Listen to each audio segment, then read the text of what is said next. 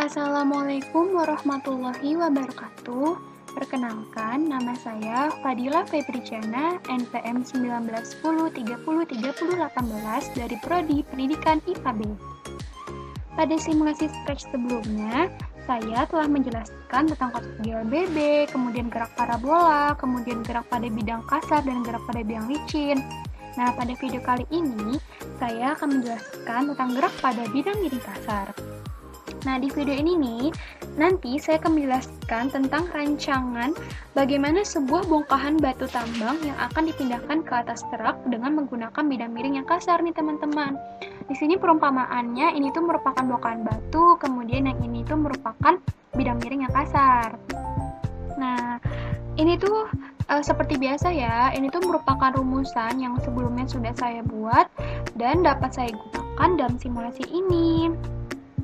Yang pertama, tentu saja ada kalimat when, kemudian gambar bendera, klik. Nah, ini tuh berfungsi untuk mengarahkan kita untuk mengklik bendera tersebut saat memulai simulasi nanti nih teman-teman. Jadi, nanti saat memulai simulasi kita tuh harus mengklik tombol hijau ini dulu ya.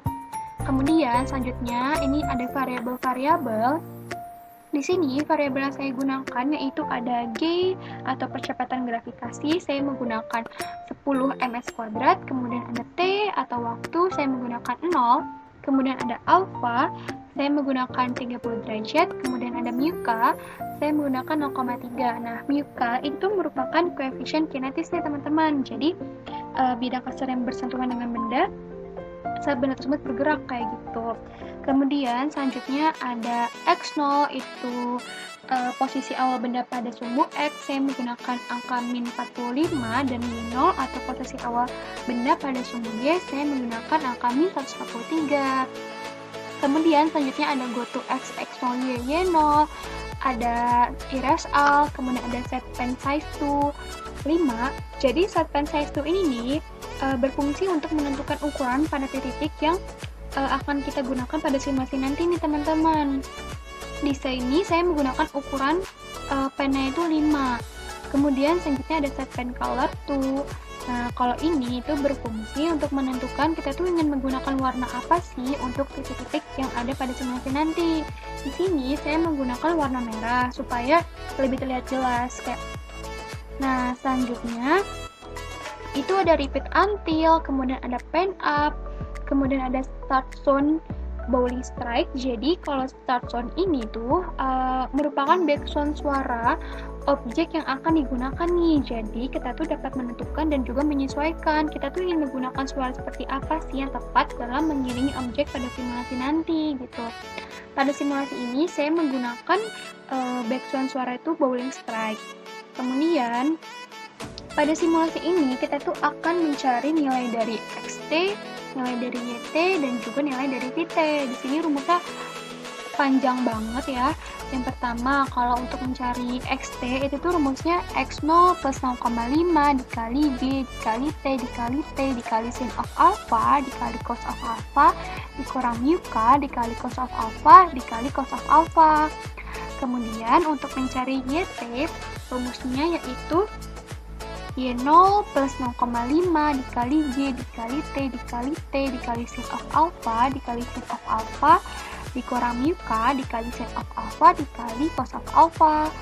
Nah, teman-teman, kenapa sih di sini saya menggunakan YT-nya itu plus? Karena apabila suatu benda itu bergerak ke arah kanan nih atau ke arah atas ya, maka nilainya itu positif gitu. Begitupun sebaliknya ya, teman-teman.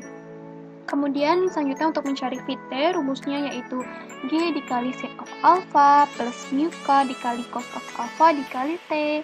Nah, selanjutnya ada go to X, XT, Y, YT, kemudian ada pen down, dan yang terakhir ada change state by 0,3. Jadi nanti waktunya itu akan diubah menjadi 0,3. Nah, teman-teman, untuk melihat bagaimana sih simulasi gerak pada bidang miring kasar, langsung aja yuk kita coba simulasinya. Sebelumnya nih, jangan lupa ya, kita tuh harus mengklik tombol hijau terlebih dahulu. Kita klik ya. Nah, sekali lagi ya teman-teman. Nah, terlihat dengan jelas ya bahwa pada simulasi ini tuh titik-titik yang di bawah ini tuh berdekatan nih.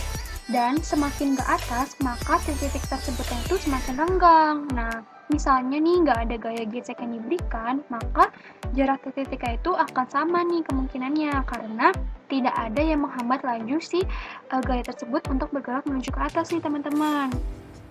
Nah, kemudian pada simulasi stretch ini juga ternyata tuh terjadi gerak lurus berubah beraturan nih atau GLBB, karena di mana gerak lurusnya itu pada bilang miringnya, kemudian berubah beraturannya itu pada titik-titik yang semula rapat, kemudian lama-kelamaan menjadi renggang. Nah, kurang lebih itu penjelasan dari saya. Saya minta maaf apabila ada kekurangan. Wassalamualaikum warahmatullahi wabarakatuh.